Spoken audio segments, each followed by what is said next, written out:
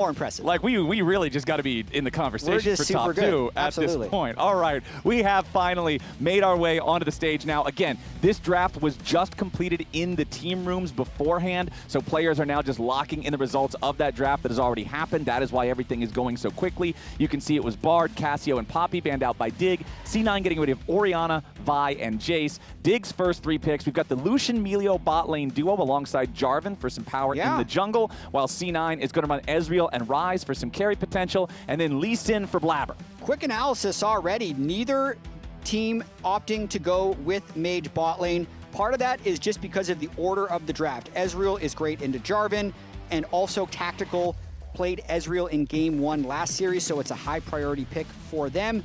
Lucian Milio, very strong lane to play into that. And then the Ryze is just a low-key special that they want to be able to play the map with well in the mid game. All right, second half of those bans has already flown by as Vayne and Nautilus are removed from the pool by Dignitas, and Syndra and Annie are also taken out here by C9, who will lock in that support Camille for themselves. I know that earlier this week you made a YouTube video that I saw got a lot of traction, just talking about the state of bot lane mages, talking about the state of why AD carries aren't very happy. I know that support Camille has been a big point of contention in the community recently because of how much she can throw a wrench into the game overall if she gets going. But Gnar is locked in for Dig. They're going to put Palafox on the Twisted Fate. And over on C9's side, Jack, correct me if I'm wrong, but I do believe that is a top lane Corki. That is a top lane Corki. So if people are willing to play AD carries top it like Vayne into Gnar, why not play little old Corki into Gnar? The Corkster. I actually think it can work. It's still going to outrange the auto attack of Mini Gnar, and you're going to be able to land some really aggressive trades, and then when he hits Mega, maybe you can just Valk away. I really want to see if Thanatos can stomp with this. The problem, though, is if the Twisted Fate gets a little bit ahead, because he could end that Corki in a side lane. TFs love volatile lane matchups, so it's going to be really important that C9's mid-jungle can put Palafox down in the early game so Palafox can't then go win the side lanes. And I'm glad you're talking about this, because I feel like the Twisted Fate being locked in goes back perfectly to the conversation that we were having about where do you put the balance between playing for team and playing selfishly when you're Palafox, when you had that good game 1 last week, because you don't play Twisted Fate to say, I'm the Chad, I'm the anime protagonist, I'm going to win the game myself. It's interesting. You do it to enable your team, but at the same time, if Twisted Fate falls behind, he's good for kind of nothing? It's a little bit contradictory to what Palafox said, to be completely honest, because you do need to be reliant on your team as Twisted Fate. You can watch the map and you can see things going, but if those lanes aren't in volatile states that you can impact, you can't impact the lanes. TF can't just ult in to some Mega Gnar that's at full, or some Corki that has the Gnar down to 10% health and expect anything good to happen. Yeah, I'm very interested for how this Corki is going to go. Perhaps Thanatos is the answer to the prayers of AD carry players all over the server that are sick of being pushed out of their own lane. Maybe the answer is to simply put them more in top side. We'll see how it goes down. Junglers are starting at their own respective Raptor camps, so should be pathing towards opposite sides of the rift as we get going. Yeah, I just think this is rather interesting. The Balance team has already said that they're going to be buffing AD carries a little bit in future patches, and I do actually wonder if that has something to do with the teams going back to AD carries now, because so many, Emily had some stats on this, when it's actually been AD carry versus mage, Emily tracked all the tier 1 from the start of the year. Okay. In those specific matchups, the AD carries had like a 36% win rate. Ooh. Or sorry, the mages had a 36%. Oh, okay. I was going to say, that's really bad for the AD carries. Apologies. That totally wrong stat. Okay. The mages were losing almost 2/3 of the games, but when you watch a lot of these AD carries play mages, they're just not comfortable on it. But if they're already uncomfortable on it, and then Riot says we're going to be nerfing it anyway, a lot of teams will just drop it.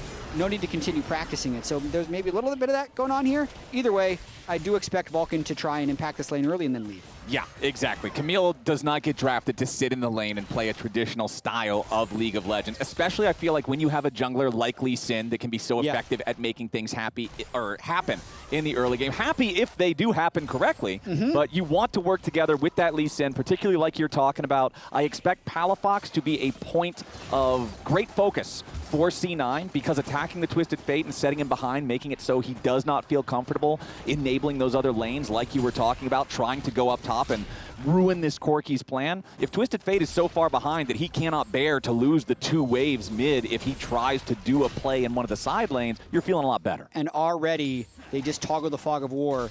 The support is here, supporting the mid lane. A level 2 Vulcan is lying in wait, maybe hoping to get a support or a summoner spell, but he's just going to have to go back and meet up with his Ezreal in lane. Exactly. Palafox playing safe, recognizes that Camille is not in bottom lane, does not want to get caught unawares. Rune Prison into a hook shot is a very long amount of CC for just 2 spells, so going to stay cautious on that one. We can see junglers securing both of their respective crabs at pretty much the exact same time as Blaber will move through mid lane here. You can see eXyu stepping up, throwing down the ward in the brush next to Blaber's chickens. Hello. eXyu is going to get spotted out there, so Blaber knows he's around. Sonic Wave Resonating Strike hits. eXyu just has to walk away, losing out on the trade. Yeah, push him out of river, but all camps were still respawning. Now he's actually looking to cross. They might end up trading Raptors here as eXyu's going to do an evade, but with the additional support, it could be good for C9 if they ended up fighting. I think eXyu's going to get this for free, though. Yep, that looks like that's the call here for eXyu. C9 recognizing, hey, we know what eXyu wants to do. Let's just take his chickens back, and if for some reason he wants to try to defend them, well, Vulcan's already here, and there's no way that Dignitas is going to prevail in that situation. So now, chicken camps traded. eXyu still in enemy jungle. Yeah. You can see the pings coming out, though. C9 recognizing that they might have an opportunity to try to punish here. The ping did come down on the bush eXyu was originally in, so he steps into a different brush. Ooh. He does manage to get out just in time. If Blaber would have found him there, that would have been tragedy for the Dignitas jungler, but eXyu exfiltrates the hot zone. Yeah, nicely done there by eXyu. Gets away with one a little bit. Will this be able to go bot and clear his Krugs at pretty much the same timing as Blaber, but has an extra health crystal because of the extra trip to base? Small victories. And top side here, let's check back in with our Corki counter pick as he just bouts forward. Thanatos going in after Denathor. One more shot would take him down, but he does not have the chance to do it because Denathor flashes away. So plus summoner spell now for Thanatos. Denathor going to be much more vulnerable as now Thanatos can just go ahead, take his recall. Teleport's available for both of our top laners to get right back into the lane. Yeah, that was all about the wave state at that time. So getting to teleport back in to make sure this wave crashes, and also the fact that Thanatos is in base. I believe Denathor is going to be able to get this in the nick of time because you can see the Camille running up as well, and he hits level 6. So pretty clutch that Denathor was able to flash out of that one, even though Thanatos did a good job punishing and getting the flash early. Yeah, I'm really looking forward to seeing how this Corki plays going further into the game. We don't really have anything else happening across the map right now. Our first Drake has spawned. Mountain Drake, though, generally more time-consuming to take than the others just because of the innate tankiness of the objective itself. But you can see we do have some focus around this bottom side of the map right now for C9. The next crab has spawned, and Blaber has control over the area as Vulcan, again, just shadowing this Lee Sin, making sure Blaber is free to do as he pleases as the Dragon's Rage is unlocked and Blaber begins the objective. Yeah, so no crab fight in this one. Blaber just able to take it. I'd say it's been an interesting early game to watch because it feels like Vulcan has just never been in lane, but he hasn't made anything largely positive happen yet, and Tactical hasn't been heavily punished yet as he continues to pressure eXyu. Okay, Vulcan does find a quick hookshot stun onto eXyu there, just trying to harass him as he takes his own chicken camp. Meanwhile, C9 securing that Drake, no contest from Dignitas, and that's the power that the extra crab camp was able to buy for Blaber, hitting the level 6 before eXyu has it. It just makes that potential 1v1 scenario a nightmare for eXyu. He moves up again to just take a look towards the enemy Raptor camp, but since Blaber is there, again, it's level 5 versus level 6. The Jarvan wants nothing to do with this. Yeah, that seemed very risky. Running in towards Blaber, if the Camille was anywhere near, would have been an absolute disaster. So Loki's just going to be able to collect these fruits in the river, stay at full health, keep Palafox pushed in, and I believe they're just going to continue kind of holding these wave states and keeping this Palafox under his turret. Yeah, Palafox, level 7 here on the Twisted Fate. You can see he's got Catalyst in inventory, so I guess we are going to be seeing more of like that Rod of Ages style build, not one of the riskier builds that just will have more of your potential utility tools early on. Rod of Ages just giving him that extra survivability for things like the Camille, like the Lee Sin that's going to be diving towards you. You're going to need that extra defensive power, as Dignitas still have just a very, very small gold lead overall. When you take into consideration all of the lanes put together, their biggest leads are down there in the bottom lane, just because FBI and IgNar have been working together well on this tried and true Lucian Milio combo for some lane dominance. Obviously, Palafox has a gold lead of his own, but that's kind of a fake gold lead because it's built into the Twisted Fate kit. Fake gold. Vulcan makes yet another visit in the mid lane. This time IgNar is matching it out of base. Vulcan not that concerned that he's a level behind IgNar, because there is some very generous catch-up experience in the game currently.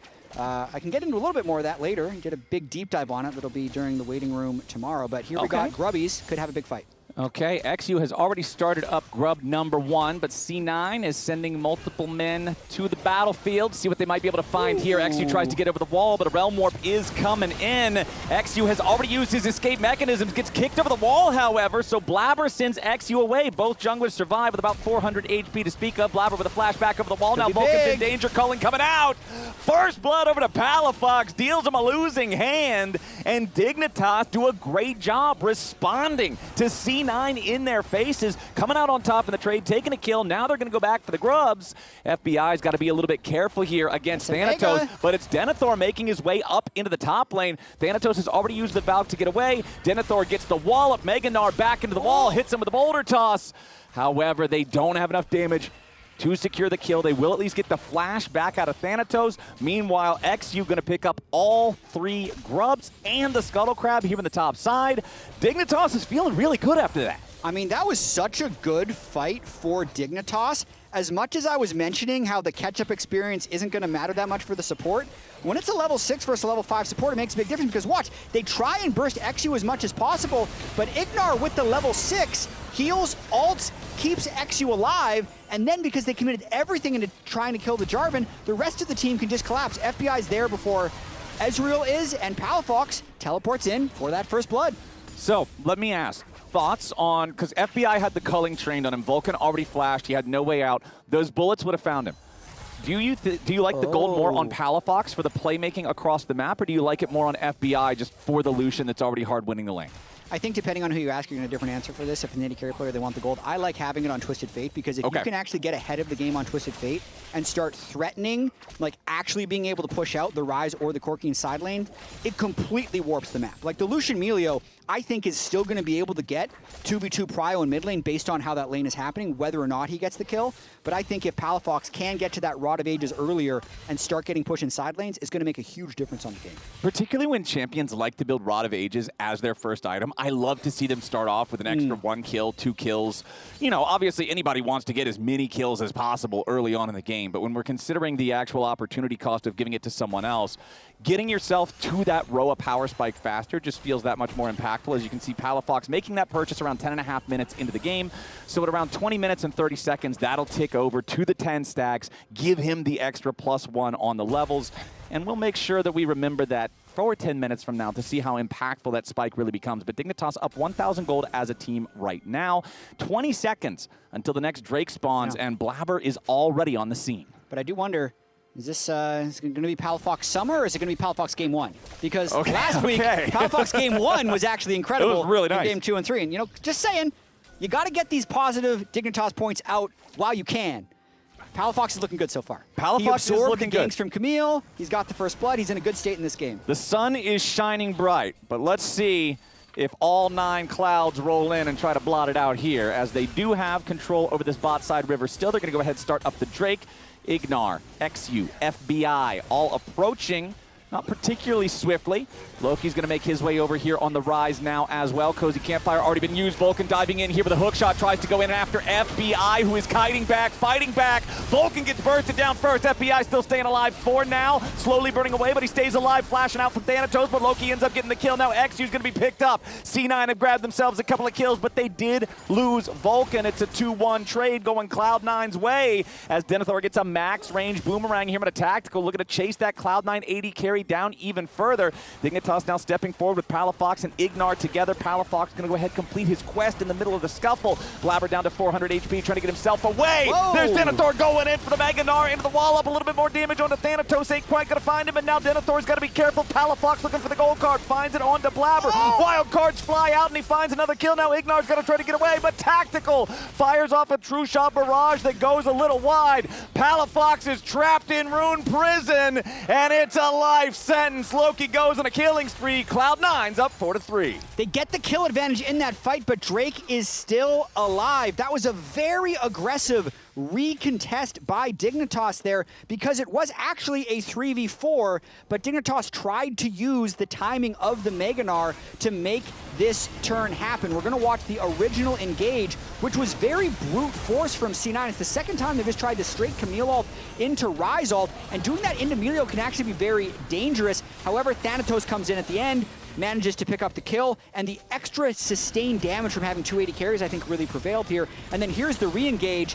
Big reach for them, but they really just don't quite have the damage. They didn't miss anything in that engage. Luckily, Palafox does actually get Blaber with the tail end of these wild cards, but Vulcan had actually then respawned, and it kind of becomes a 3v5 at that point, and he eventually falls. Yep.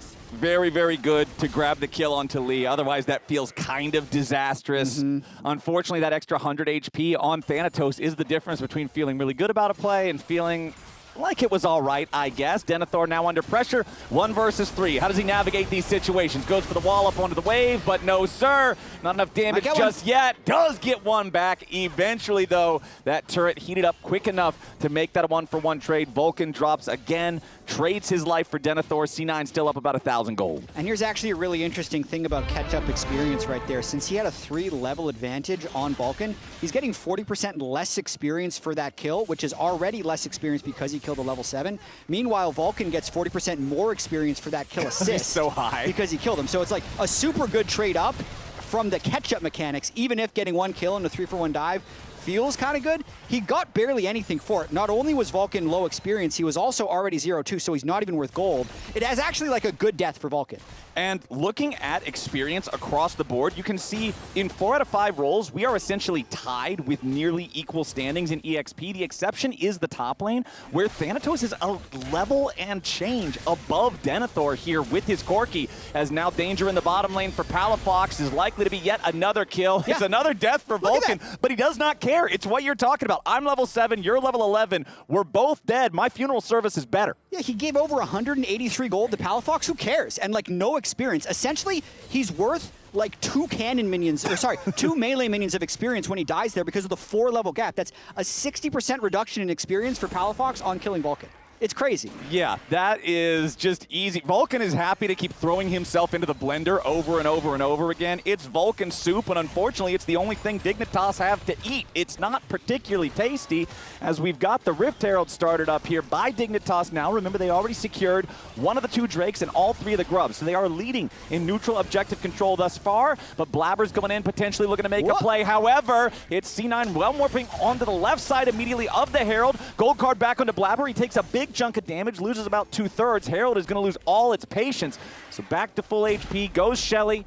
C9 and Blaber still hanging around for now, but they decide to disengage it with Blaber chunked out. Yeah, Blaber's going to want to heal up a little bit on that jungle. And it's kind of crazy. Like, that gold lead just expanded right there because Vulcan's deaths meant nothing, and the kills that C9 was getting meant something. So suddenly, they're up like 2,000 gold because they were getting plates and turrets off of those dives as well.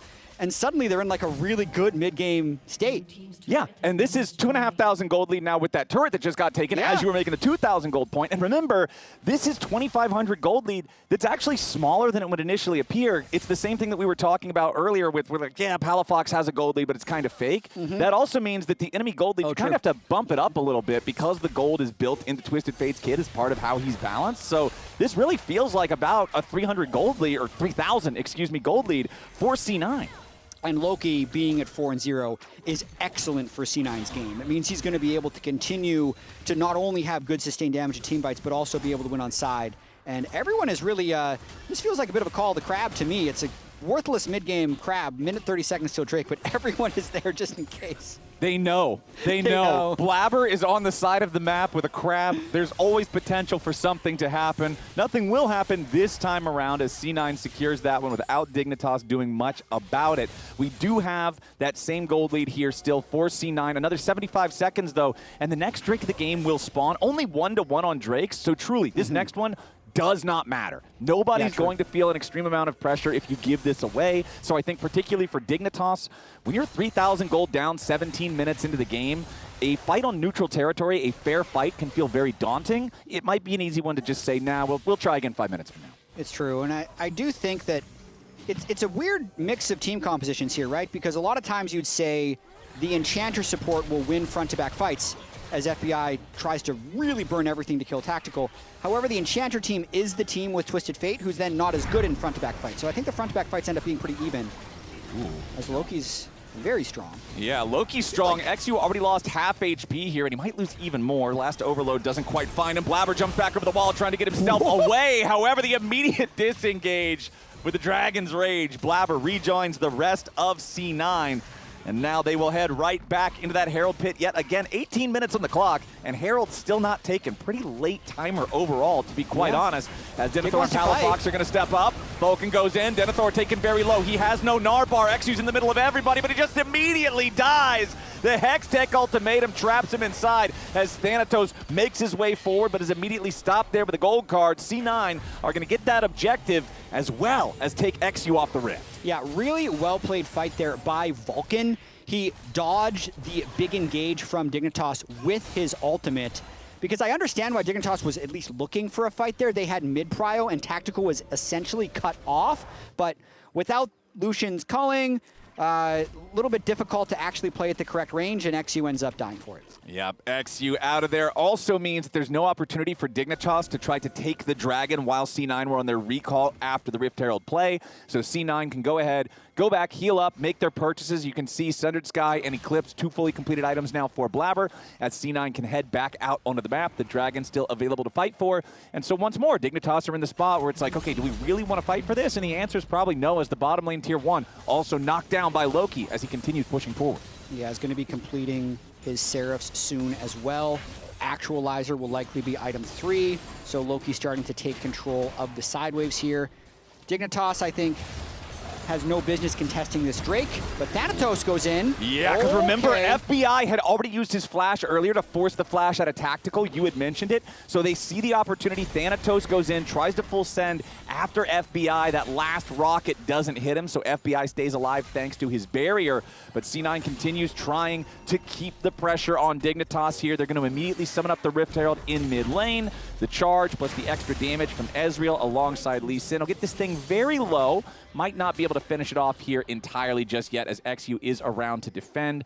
We'll go ahead and walk away, head towards the Scuttle Crab now. As topside, you can see Palafox at least took the tier 1 out up there, but it's still a 3,000 gold lead for C9. Palafox is about to hit 10 stacks here on his Rod of Ages. 20 minutes, 30 seconds. I said we would check in and see how impactful that is. And unfortunately, there's nothing to fight for right now, so it's not like this is happening right as there's about to be a dragon fight, right as there's about to be a big play. So it doesn't ultimately end up being as powerful as it could have been with that early gold on Palafox converting into an earlier Rod. Definitely not. And I want to go back to what I talked to Blaber about before the game, where they said last week against Team Liquid, kind of the 15 to 20 minute stage of the game, they just weren't playing with their tempo well. And I think they are playing much better with their tempo here. So even that last sequence, like, yes, Palafox was getting the top lane turret for free, but then what did Cloud9 get in return? They broke bottom, they took Drake, they were one true shot barrage or one big one away from killing FBI in mid lane,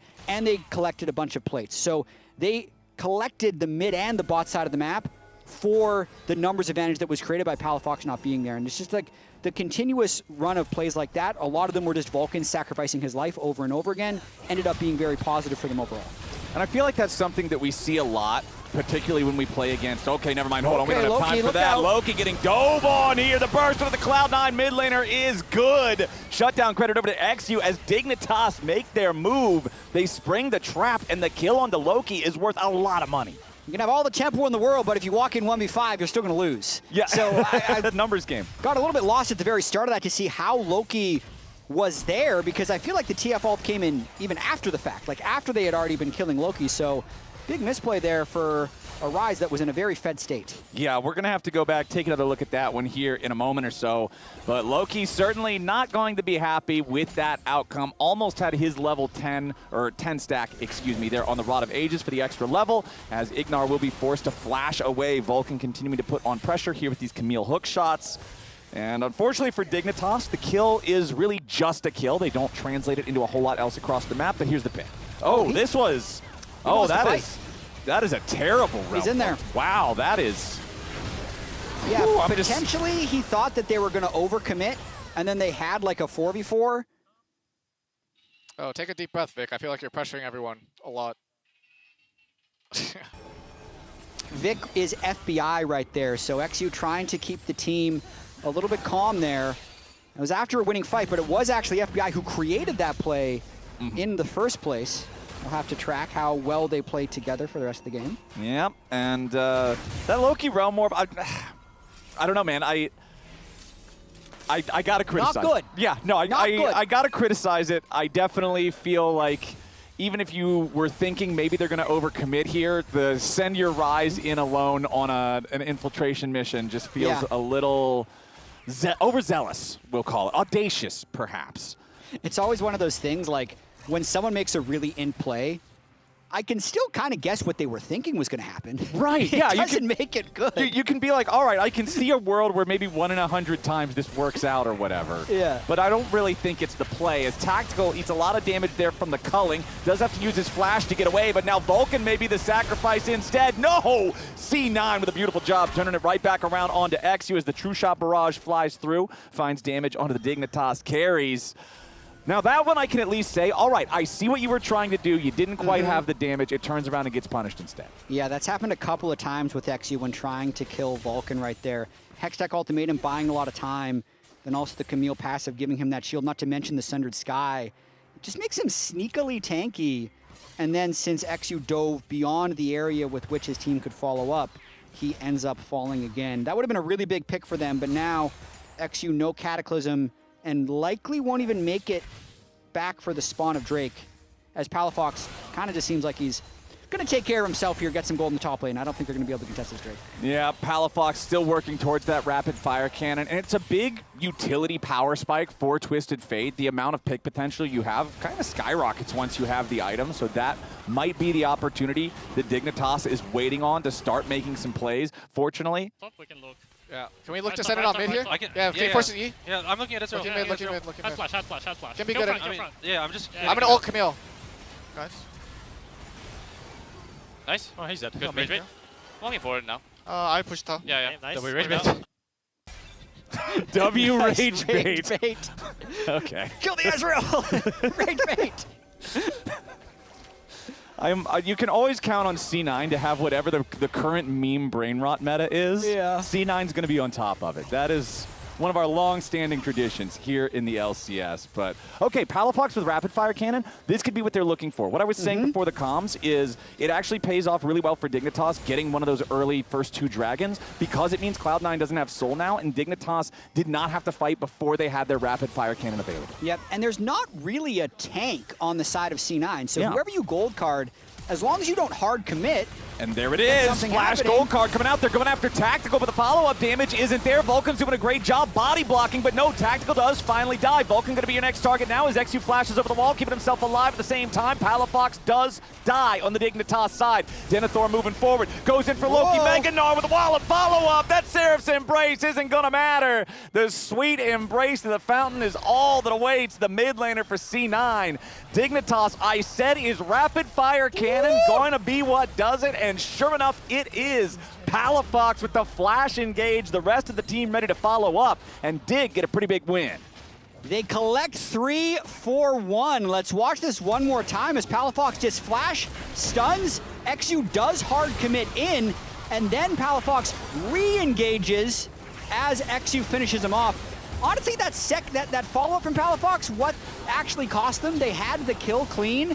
As the fight continues, though, Denathor with beautiful Gnar timing, flashes to get the stun and the CC lock onto Loki to make it 3 for 1. I think they could have tried to force Baron there, but Blaber would have had the potential to steal it. Instead, they just keep their tempo, they counter jungle, and they're back to fight again. Yeah, I think Baron's probably scary with eXyu being as low as he was and Blaber being there like you're saying. Denathor, though, also in a scary spot. About to go Mega. Needs a little bit more time. Wallop immediately into the Mega Gnar, putting a lot of damage into Blaber, but as soon as Thanatos arrives, any hope dies. C9 finally get that. But I'm going to call that a 2.5 V1 because Thanatos only shows up at the very end, but it still certainly counts. So they'll get that pick there onto Denathor. That is 40 seconds without the Gnar. Yeah, the other thing that counts, though, is Palafox burned his TP to support that play. Ooh. If Palafox was just playing for himself there, that top wave would be into the turret, and they'd be able to at least keep the tempo with how much C9 invested in that kill. With Palafox going down there, though, C9 is going to take much more control of the map.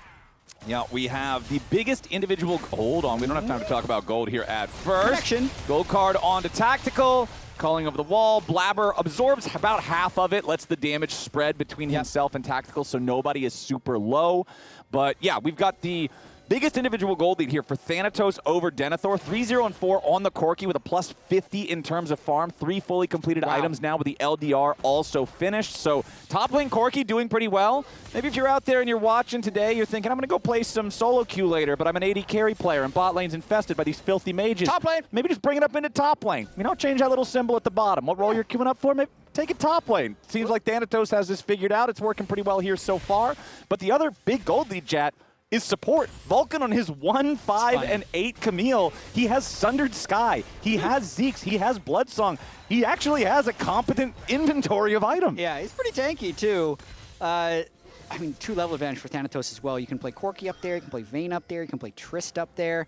Anyone who has that kind of natural, you can play Teemo up there. I know it feels kind of cheap, but it does kind of feel like an AD carry. It's a ranged auto attack. I mean, if you want to have an impact in the game as a top laner, the game generally has to be close, and then you can take over as Palafox gets hit. Oh, yeah, Vulcan immediately diving in. The Twisted Fate is long gone. Nice engage coming out there from C9, but Dignitas want to get something back. Nice Cataclysm into the Mega Gnar onto Loki. They take out the enemy mid laner, but now Vulcan's going to try to get himself away. FBI has been killed, and Dignitas is nothing but a graveyard. eXyu may have gotten a double kill, but he's lost every man that stood beside him. Thanatos, Tactical, and Blaber all still alive here on the map. Thanatos going to take the TP down into bottom lane to make a second point of pressure as Tactical pushes the tier 2 over in mid. C9 looking to take multiple objectives for this victory. There is 10 seconds on the clock until the Ocean Soul spawns. Nobody on Dignitas should be alive for this one. I got deep push. I want to play mid wave, and if they go bot side, we play Baron. Just trust me, okay? I want to base with Lee in there. Yeah, we're basing now, and when they go mid Baron, Drake, we ultimate Baron. Sure. I can flash on TF, guys. Yeah. I'm okay. Fighting. Nice, coming. One shot. Me and Ezreal a bit far. Kite back. Me and Ezreal a bit far. Canning. Yeah. Look me. I'm looking. Okay, flash. It's good fight. No flash. Yeah, I'm looking. Lucian. Yeah, I'm looking.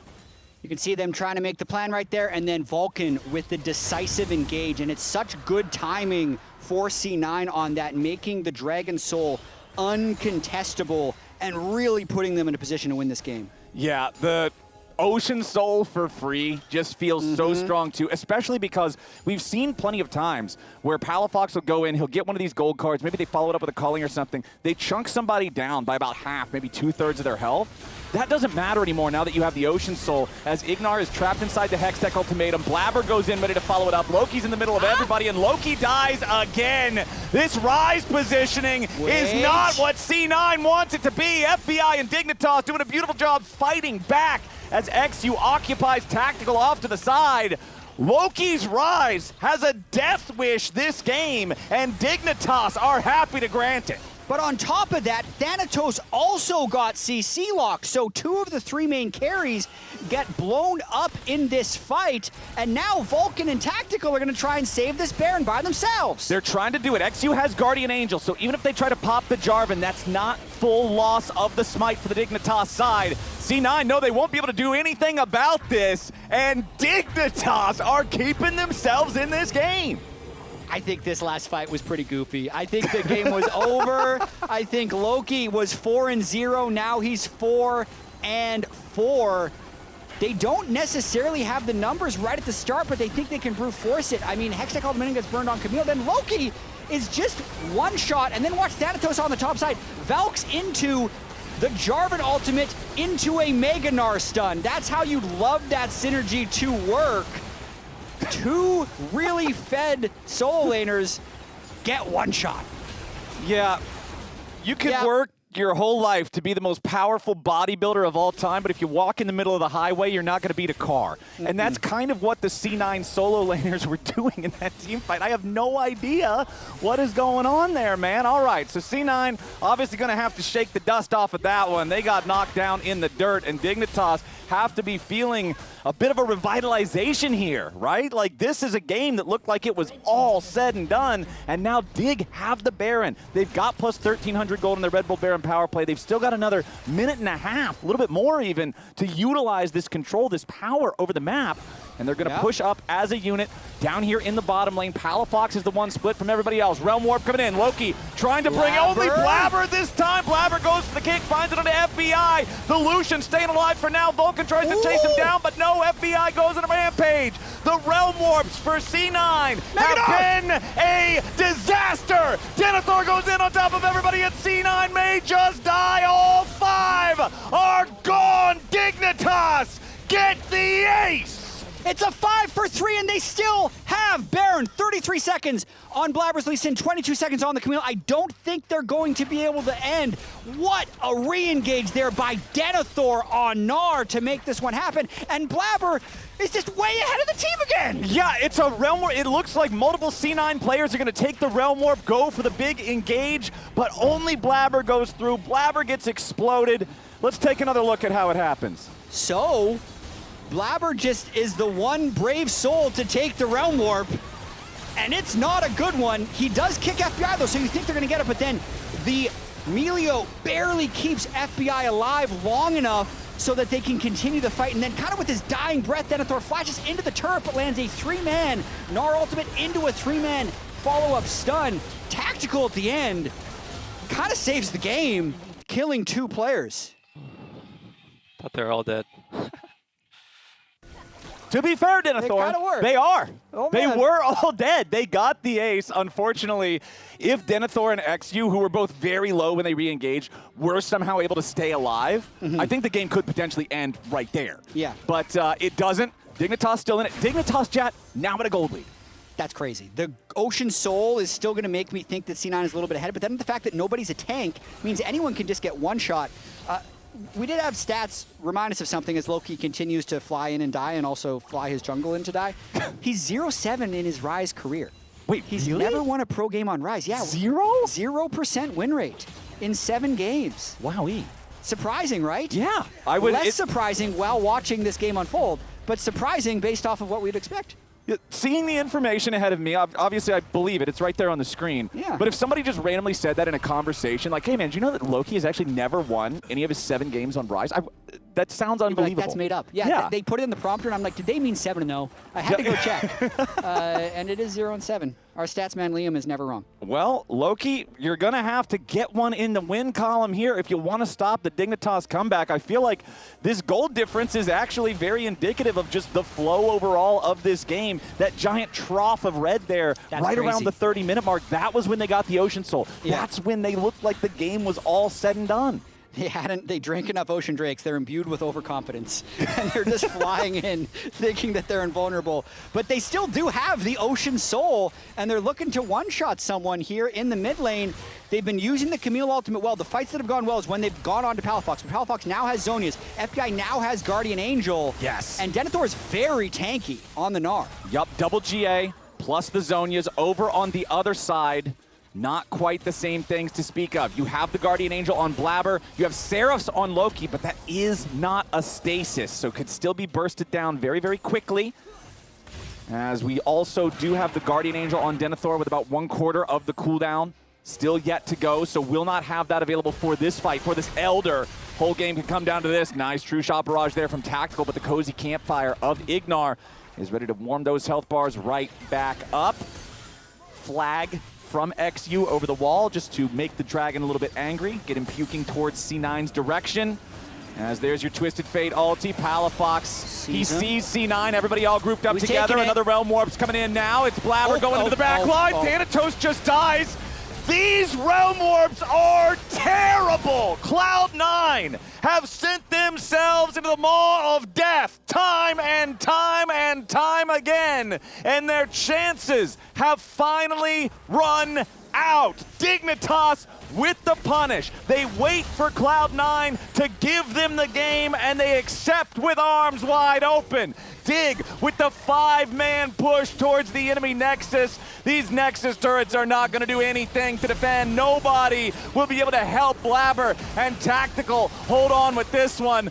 Dignitas are just padding their stats at this point. Blaber, he's got the Guardian Angel. He's trying to waste their time. He's not gonna succeed. Dig start this series 1-0.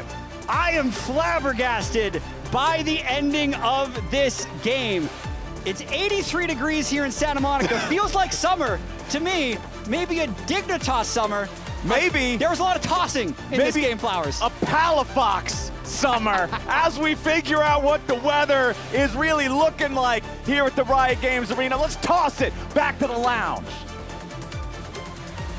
It is looking rainy for Cloud9. Let's say that. Dignitas summer is here. You know what's funny? The meme about Dignitas tossing has been a timeless one in LCS, but this is the first time they've been receiving tosses, I feel like. Cloud9 was like, hold my realm warp, buddy. You know what's crazy?